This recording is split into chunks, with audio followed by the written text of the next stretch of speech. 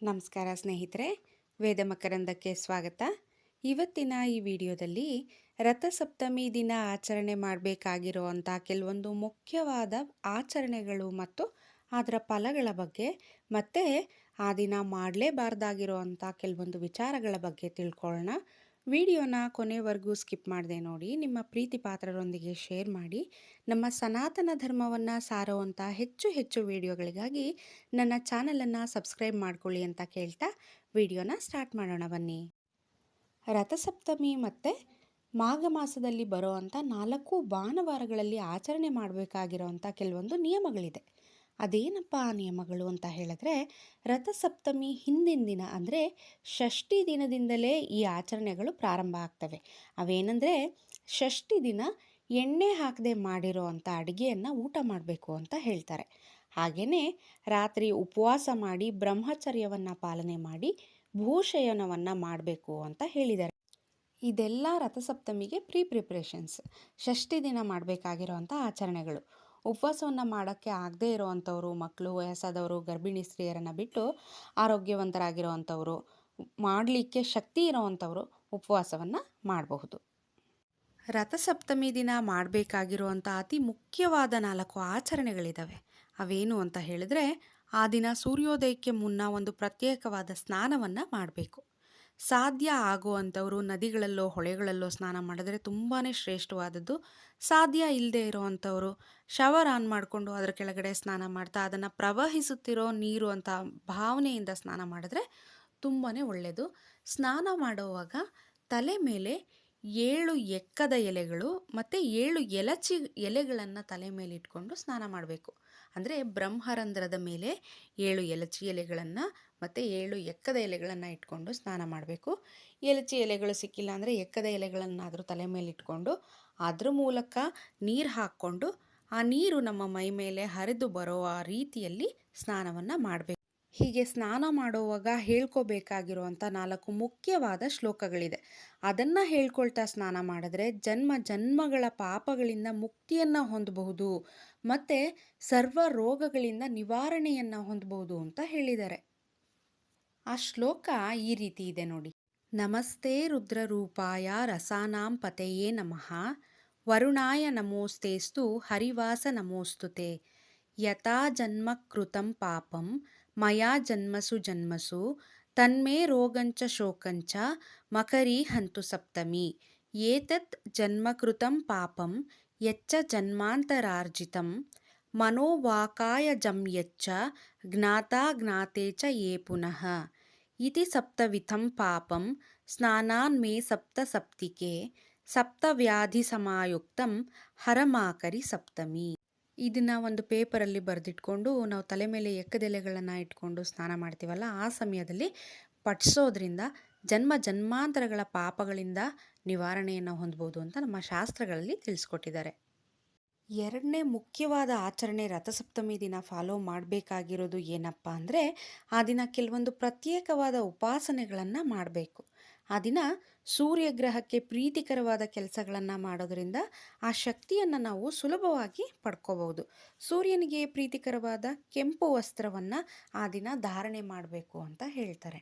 ಆ ದಿನ ಚಪ್ರದ ಅವರೆಕಾಯಿಂದ ರಥವನ್ನು ಮಾಡಿ ಅದರಲ್ಲಿ ಸೂರ್ಯದೇವನ ಫೋಟೋ ಅಥವಾ ಸೂರ್ಯನ ವಿಗ್ರಹನೂ ಇಲ್ಲ ಅಂತ ಹೇಳಿದ್ರೆ ಎಲೆ ಮೇಲೆ ಚಂದನದಿಂದ ಸೂರ್ಯನ ಚಿತ್ರವನ್ನು ಬಿಡಿಸಿ ಅದಕ್ಕೆ ಪೂಜೆ ಮಾಡಿದ್ರೆ ತುಂಬಾ ಶ್ರೇಷ್ಠಕರವಾದ. ಪೂಜಾ ಸಮಯದಲ್ಲಿ ಆದಿತ್ಯ ಹೃದಯ ಶ್ಲೋಕವನ್ನು ಓದಿದ್ರೆ ತುಂಬಾ ಒಳ್ಳೆಯದು. ಸೂರ್ಯ ನಮಗೆ ಕಣ್ಣಿಗೆ ಕಾಣುವಂಥ ದೇವರು. ಅವರ ಅನುಗ್ರಹ ನಮ್ಮ ಮೇಲೆ ಇರಬೇಕು ಅಂತ ಅಂದರೆ ರಥಸಪ್ತಮಿ ದಿನ ಮತ್ತು ಮಾಘ ಮಾಸದ ಭಾನುವಾರಗಳ ದಿನ ಆದಿತ್ಯ ಹೃದಯ ಶ್ಲೋಕವನ್ನು ತಪ್ಪದೇ ಓದಿ. ಆದಿತ್ಯ ಹೃದಯ ಶ್ಲೋಕವನ್ನು ಅಗಸ್ತ್ಯ ಮಹಾಮುನಿಗಳು ಶ್ರೀರಾಮಚಂದ್ರನಿಗೆ ಬೋಧಿಸಿದಂಥ ಶ್ಲೋಕ. ರಾಮಾಯಣದ ಯುದ್ಧಕಾಂಡದಲ್ಲಿ ನಮಗೆ ಈ ಶ್ಲೋಕ ಕಾಣಸಿಗುತ್ತೆ. ಇಡೀ ರಾಮಾಯಣದಲ್ಲಿ ನಮಗೆ ದೊರಕಿರೋ ಅಂಥ ಶ್ಲೋಕ ಇದೊಂದೇ ಅಂತ ಹೇಳಿ. ಶ್ರೀರಾಮಚಂದ್ರ ರಾವಣನ ಮೇಲೆ ಯುದ್ಧಕ್ಕೆ ಹೊರಡೋ ಮುನ್ನ ಚಿಂತಾಕ್ರಾಂತರಾಗಿದ್ದಾಗ ಅಗಸ್ತ್ಯ ಮಹಾಮುನಿಗಳು ಆದಿತ್ಯನನ್ನು ಅಂದರೆ ಸೂರ್ಯ ಭಗವಂತನನ್ನು ಕುರಿತಾದ ಈ ಶ್ಲೋಕವನ್ನು ರಾಮನಿಗೆ ಬೋಧಿಸ್ತಾರೆ. ಈ ಶ್ಲೋಕವನ್ನು ಪಠಿಸಿ ಶ್ರೀರಾಮಚಂದ್ರ ರಾವಣನ ಮೇಲೆ ಯುದ್ಧಕ್ಕೆ ತೆರಳ್ತಾರೆ ಮತ್ತು ಯುದ್ಧದಲ್ಲಿ ವಿಜಯವನ್ನು ಸಾಧಿಸ್ತಾರೆ.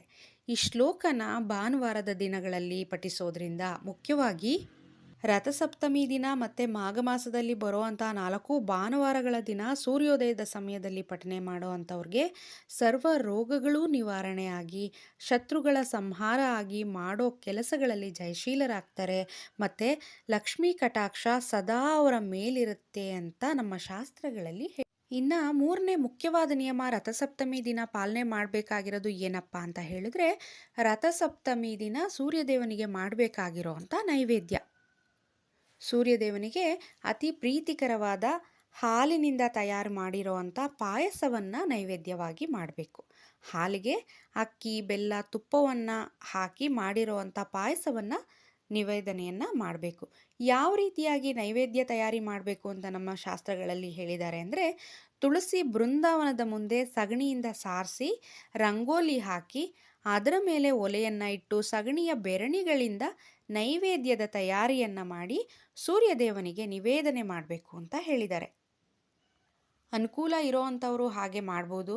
ಅನುಕೂಲ ಇಲ್ಲದೆ ಇರೋವಂಥವರು ಅಪಾರ್ಟ್ಮೆಂಟ್ಗಳಲ್ಲಿ ಇರುವಂಥವರು ಮನೆಯ ಒಳಗಡೆ ಸ್ಟವನ್ನು ಸ್ವಚ್ಛ ಮಾಡಿ ಅದಕ್ಕೆ ಪೂಜೆಯನ್ನು ಮಾಡಿ ನೈವೇದ್ಯ ಮಾಡಿ ದೇವರಿಗೆ ನಿವೇದನೆ.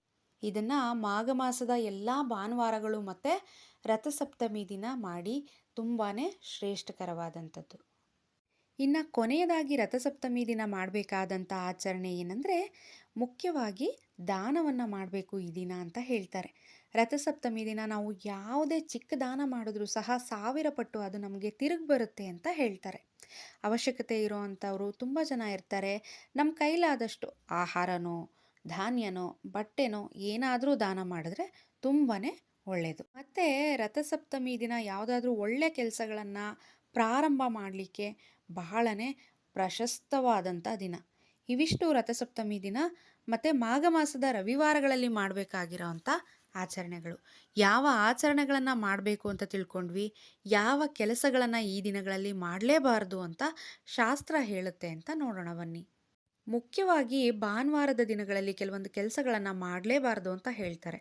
ಭಾನುವಾರ ನಮ್ಮ ಸನಾತನ ಧರ್ಮದಲ್ಲಿ ತುಂಬ ಪವಿತ್ರವಾದಂಥ ದಿನ. ಬ್ರಿಟಿಷರು ಬಂದು ಅದನ್ನು ರಜಾ ದಿನವನ್ನಾಗಿ ಮಾಡಿ ಆ ದಿನ ರೆಸ್ಟ್ ಡೇ ಅಂತ ಹೇಳಿ ನಮ್ಮ ಆಚರಣೆಗಳೇ ಬದಲಾಗೋಗ್ಬಿಟ್ಟಿದ್ದಾವೆ.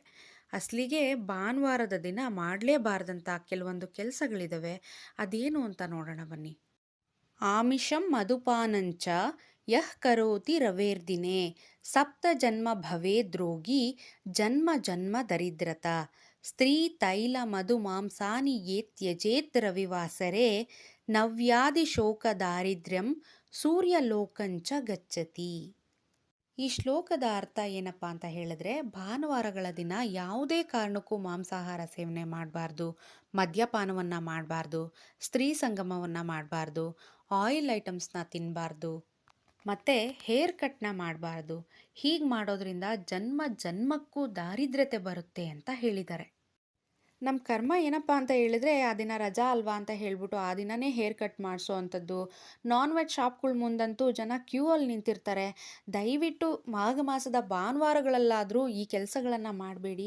ನಮ್ಮ ಋಷಿ ಮುನಿಗಳು ಹಬ್ಬ ಹರಿದಿನಗಳಲ್ಲಿ ಏನು ಫಾಲೋ ಮಾಡಬೇಕು ಏನು ಮಾಡಬಾರ್ದು ಅನ್ನೋದನ್ನು ನಮಗೆ ಕ್ಲಿಯರಾಗಿ ತಿಳಿಸ್ಕೊಟ್ಟಿದ್ದಾರೆ. ಅದನ್ನು ನಾವು ಫಾಲೋ ಮಾಡಿ ನಮ್ಮ ಮಕ್ಳಿಗೂ ತಿಳಿಸ್ಕೊಡ್ಬೇಕಾಗಿದೆ. ಅದು ನಮ್ಮ ಕರ್ತವ್ಯ. ಕೆಲವರು ಮಾತೆತ್ತಿದ್ರೆ ಸೈಂಟಿಫಿಕ್ ರೀಸನ್ಸ್ ಏನು ಅಂತ ಕೇಳ್ತಾರೆ. ಸೈನ್ಸ್ ಕಂಡುಹಿಡಿಲಿಕ್ಕೆ ಆಗದೇ ಇರೋವಂಥ ಎಷ್ಟೊಂದು ವಿಚಾರಗಳನ್ನು ನಮ್ಮ ಋಷಿ ಮುನಿಗಳು ಕಂಡಿಡಿದು ಮನುಕುಲದ ಒಳಿತಿಗಾಗಿ ಗ್ರಂಥಗಳ ರೂಪದಲ್ಲಿ ನಮಗೆ ಕೊಟ್ಟಿದ್ದಾರೆ. ನಮ್ಮ ಸನಾತನ ಧರ್ಮ ತುಂಬಾ ಅಡ್ವಾನ್ಸ್ಡ್ ಆಗಿತ್ತು.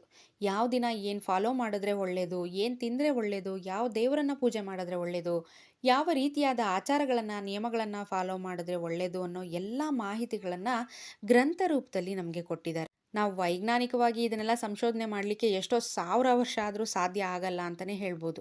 ಆಚಾರಗಳನ್ನು ಪಾಲನೆ ಮಾಡ್ದಲೇ ಇರೋ ಅಂಥವ್ರಿಗೆ ಏನೂ ಮಾಡೋಕ್ಕಾಗಲ್ಲ. ಆದರೆ ಫಾಲೋ ಮಾಡೋ ಅಂಥವರು ಇದನ್ನೆಲ್ಲ ಫಾಲೋ ಮಾಡಿ ನಮ್ಮ ಸನಾತನ ಧರ್ಮವನ್ನು ಕಾಪಾಡೋಣ.